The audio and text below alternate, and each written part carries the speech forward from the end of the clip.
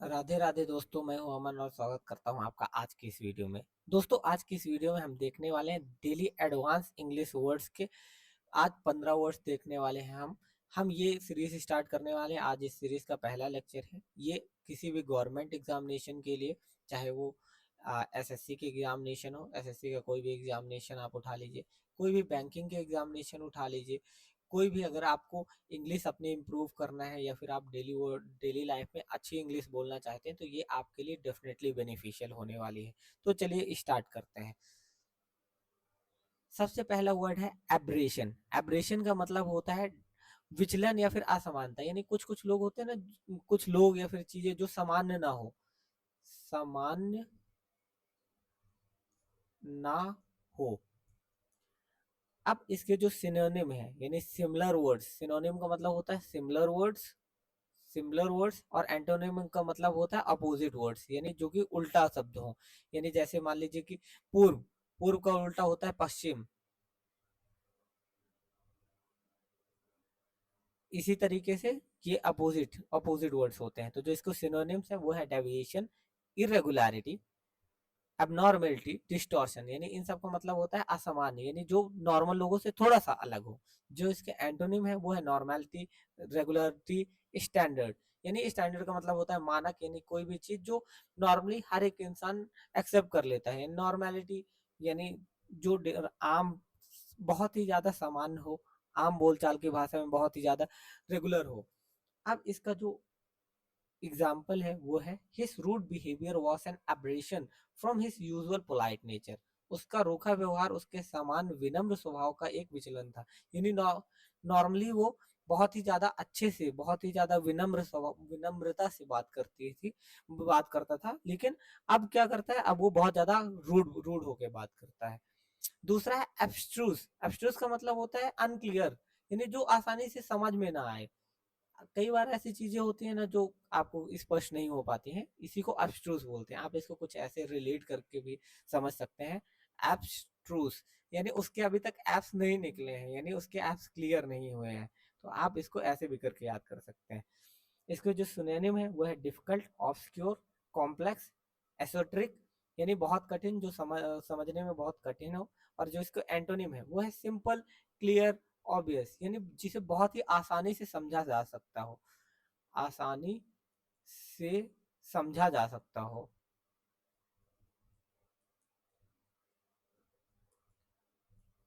अब इसका एग्जाम्पल देख लेते हैं। The professor explain an abstruse theory in class. यानी प्रोफेसर ने कक्षा में एक कठिन सिद्धांत समझाया जिसको समझना काफी ज्यादा कठिन था। तीसरा है एक्रीमनी।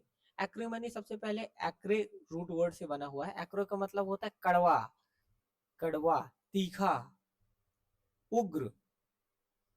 यानी कोई भी चीज ऐसी है ना जो आपको थोड़ा सा ऑफेंड कर दे, यानी आपको थोड़ा सा गुस्सा दिलाने वाली हो।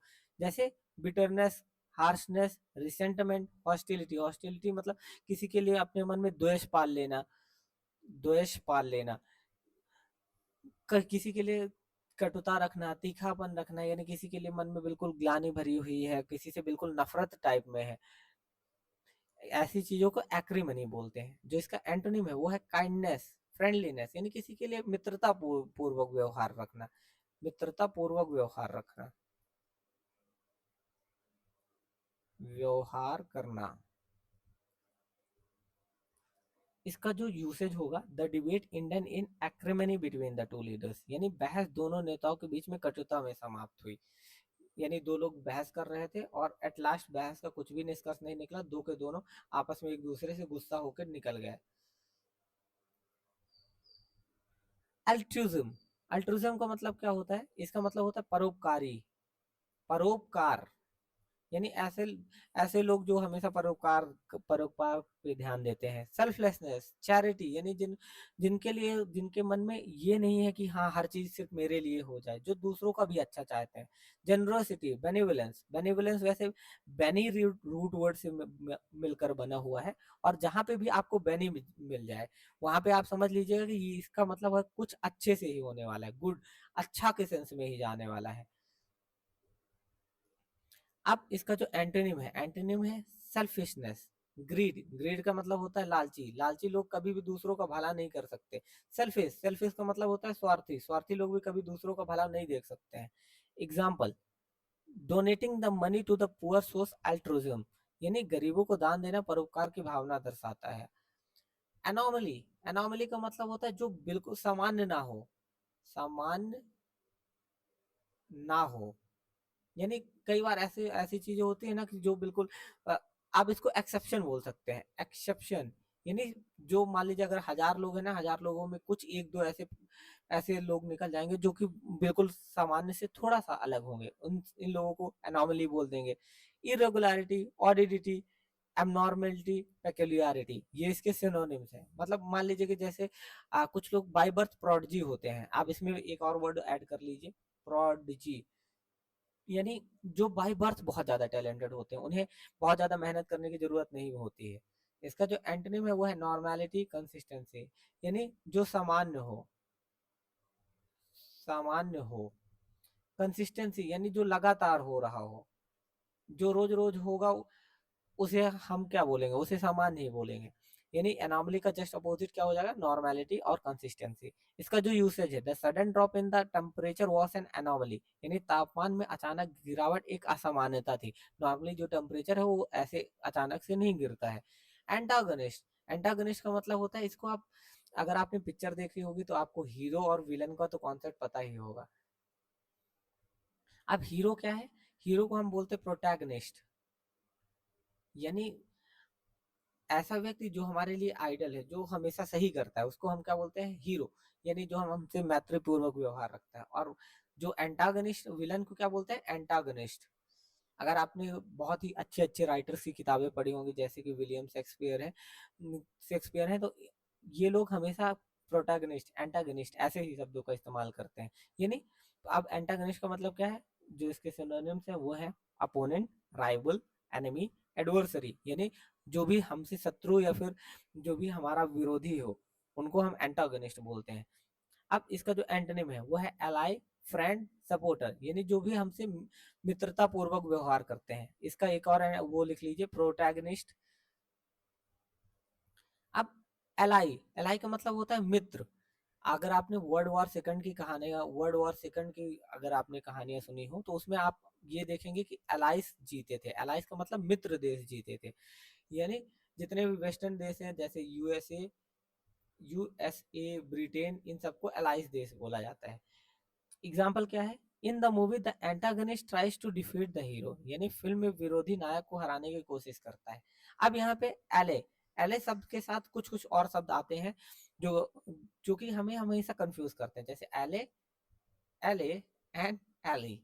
अब ये तीन के तीनों शब्द में थोड़ा सा अंतर है, जैसे इसमें A double L A Y, A double L E Y. अब इन तीनों का हम नेक्स्ट पेज में अंतर देख लेते हैं। जैसे एली का मतलब था मित्र, यानी जो भी हमसे मित्रता पूर्वक व्यवहार रखे।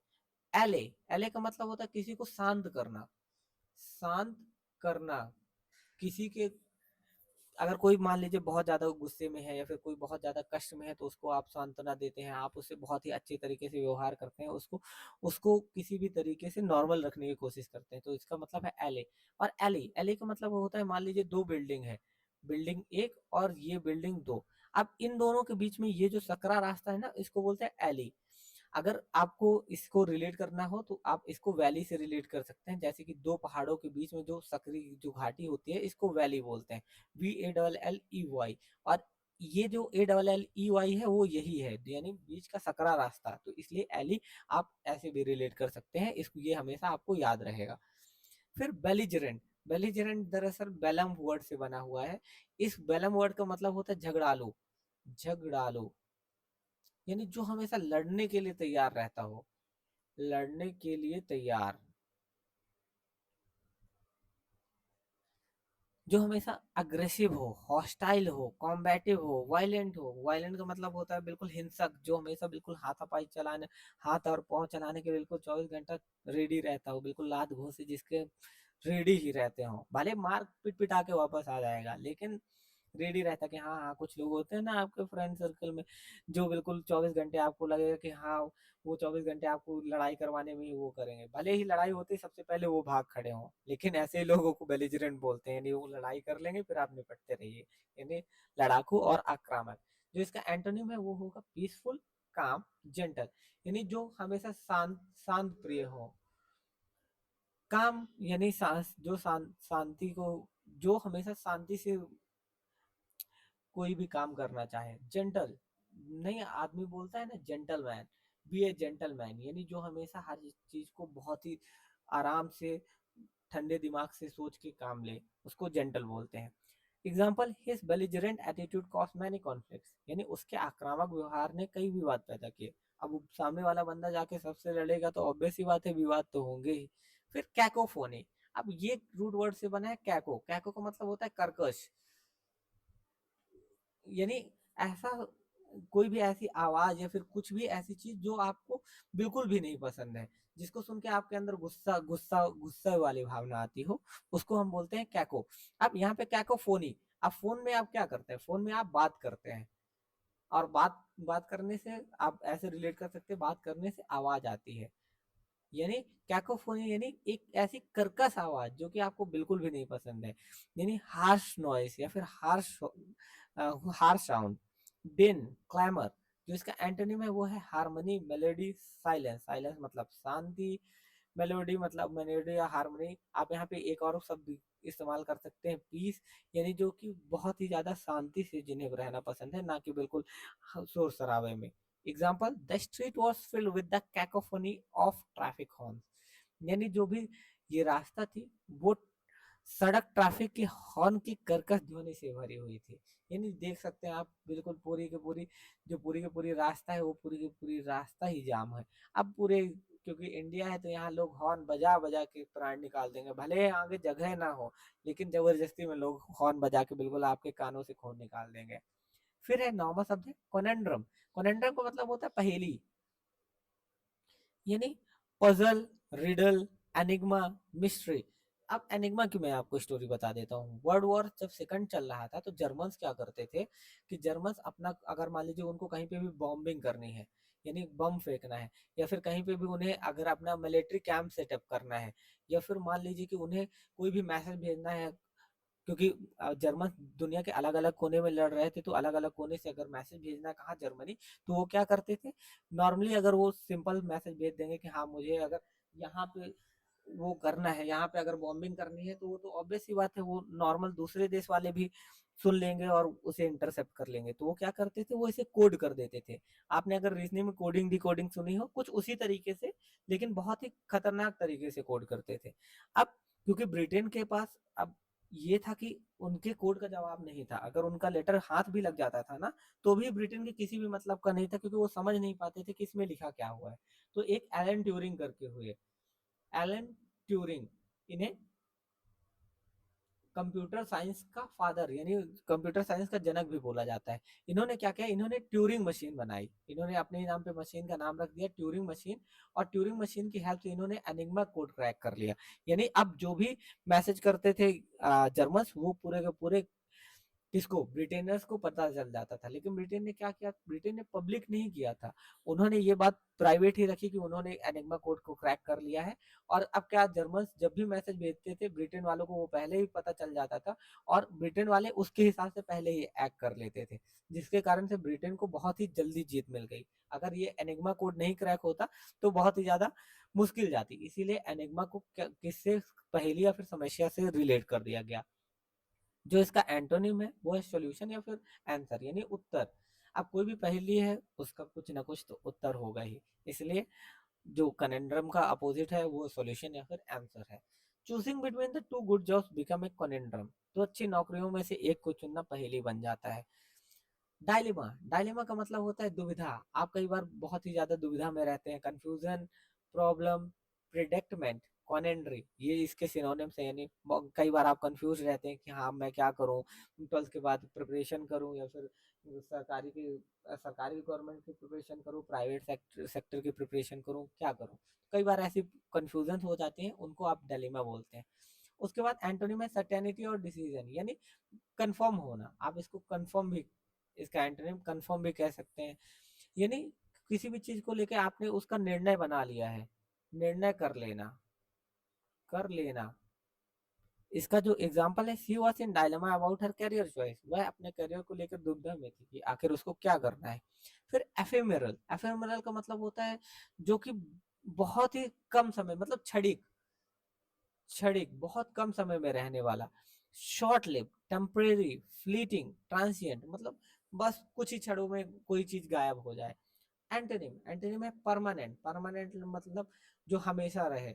लास्टिंग यानी जो बहुत लंबे समय तक चले। इटरनल यानी अनंत काल तक चले, अनंत काल तक चलने वाला। उसके बाद इसका example, happiness from the money is often ephemeral, पैसे से मिलने वाली खुशी अक्सर क्षणिक होती है, कुछ समय के लिए आई लेकिन उसके बाद फिर चली गई। इसलिए लोग बोलते हैं कि हमेशा सच्चा, सच्ची खुशी प्यार में ही होती है, लेकिन ध्यान दीजिएगा कि प्यार पैसे से ही आता है। तो ये वाली, ये जो फिलॉसफी है ना, ये जब बैंक में 2-4 करोड़ रुपए पड़े हो, फिर उसके बाद ऐसी फिलॉसफी झाड़िएगा, अच्छी लगेगी। फास्टिडियस, फास्टिडियस में मतलब होता है बहुत ही ज्यादा सावधान रहने वाला। कुछ लोग होते हैं ना जो परफेक्शनिस्ट, मतलब जिनको हर एक चीज बिल्कुल परफेक्शन के साथ चाहिए होती है, ऐसे लोगों को फास्टिडियस बोलते हैं, यानी बहुत चुस्त, अत्यंत सावधान, very careful, particular, meticulous, perfectionist. Meticulous को आप केयरफुल भी बोल सकते हैं, केयरफुल यानी किसी भी चीज को बहुत ही ज्यादा अत्यंत सावधानी के साथ रखने रखने के लिए।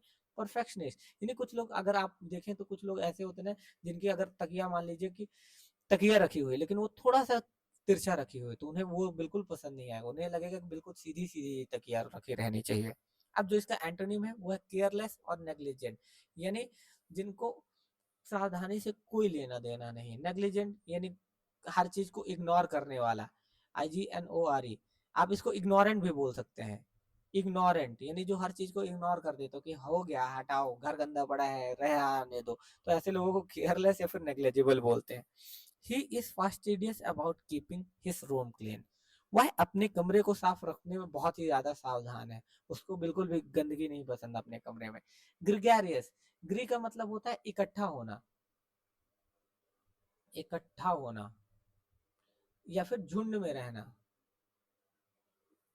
ग्रुप या फिर फ्लॉक। आप इसको, ग्री का मतलब होता है बिल्कुल ग्रुप में, और ग्रेगेरियस का मतलब जो कि हमेशा मिलनसार हो, जो कि लोगों से मिलना बहुत ज्यादा जिसको पसंद हो। सोशिएबल, फ्रेंडली, आउटगोइंग, कंपेनिएबल यानी जिसकी कंपनी लोगों को बहुत ज्यादा पसंद आती हो। जो इसके एंटोनिम है वो है इंट्रोवर्ट, रिजर्व, साई। साई का मतलब होता है शर्मीला। थोड़ा सा मेरी हिंदी वीक है तो थोड़ा सा अगर मैं गलत लिख दूं तो उसके लिए क्षमा करिएगा। रिजर्व और इंट्रोवर्ट का मतलब होता है जो लोग खुद में ही खुश रहना पसंद करते हैं, जिन्हें लोगों से मिलने जुलने में कोई भी इंटरेस्ट नहीं होता है। Example, she is gregarious person who enjoys parties, यानी वह एक मिलनसार व्यक्ति है जिसे पार्टी करना पसंद है। 14, मैग्नानिमस। मैग का मतलब होता है विशाल, विशाल, भव्य, यानी जो कि जो ही चीज बहुत ही ज्यादा बड़ी है। और मैग्नानिमस मतलब होता है बड़े दिल वाला, बड़े दिल वाला। अब कुछ लोग होते हैं ना जो बिल्कुल दिल खोल के खर्चा करते हैं, generous, noble, big hearted, charitable, यानी बहुत ज्यादा दान दक्षिणा करने वाला, बहुत ही ज्यादा उदार दिल वाला। तो ऐसे लोगों को क्या बोलते हैं, मैग्नानिमस। इसका जो एंटोनिम है वो है सेल्फिश, मीन, पिटी, यानी जो लोग स्वार्थी होते हैं, ये है उसका एंटोनिम। फिर example, she was magnanimous enough to forgive his rival, यानी वह अपने प्रतिद्वंदी को माफ करने के लिए काफी उदार था, यानी जो अपने दुश्मन को माफ कर दे वो उससे बड़ा दिल वाला कौन ही होगा। यूबिक्यूटियस 15वां शब्द है, यानी जो हर जगह हो, हर जगह, सर्वव्यापी, हर जगह मौजूद होने वाला। Everywhere, omni present, persuasive, universal. अब ओमनी प्रेजेंट आ गया तो ओमनी वर्ड का रूट वर्ड बता दे, तो ओमनी मतलब होता है हर जगह, हर जगह। अब यहाँ पे क्योंकि प्रेजेंट है तो यहाँ पे हो जाएगा हर जगह मौजूद होने वाला। अगर यहाँ पे ओमनी पोटेंट होता, ओमनी पोटेंट होता तो यानी सर्वशक्तिमान। ओमनी का मतलब आप हर जगह नहीं, आप एक काम करिए, सर्व यानी सबसे हो, आप इसको सर्व सबसे याद कर रखिए। ओमनी पोटेंट यानी सर्वशक्तिमान, ओमनी प्रेजेंट यानी हर जगह प्रेजेंट होने वाला। अब इसी तरीके से कहीं पे भी ओमनी आ जाए, यानी मान लीजिएगा कि बाकियों से श्रेष्ठ। अब जो इसका एंटोनिम है वो रेयर, स्कार्स, लिमिटेड, यानी किसी भी चीज की कमी हो गई हो। जैसे अब आजकल एलपीजी बहुत ही ज्यादा रेयर, स्कार्स, लिमिटेड, या फिर आप इसको यूनिक भी बोल सकते हैं, यानी कोई भी चीज बहुत ही ज्यादा यूनिक है, यानी कम ही मात्रा में है तभी तो यूनिक है, अदरवाइज वो यूनिक क्यों होती। अब इसका एग्जांपल है smartphones have become ubiquitous in modern life, यानी आधुनिक जीवन में स्मार्टफोन हर जगह मौजूद हो गए हैं। अब दोस्तों ये रहे 15 शब्द आज के। आपको दोस्तों आज की वीडियो कैसी लगी है, आप ये बताना जरूर ना भूलें, और हमारे चैनल को लाइक, शेयर और सब्सक्राइब करना ना भूलें। बहुत बहुत धन्यवाद आपका।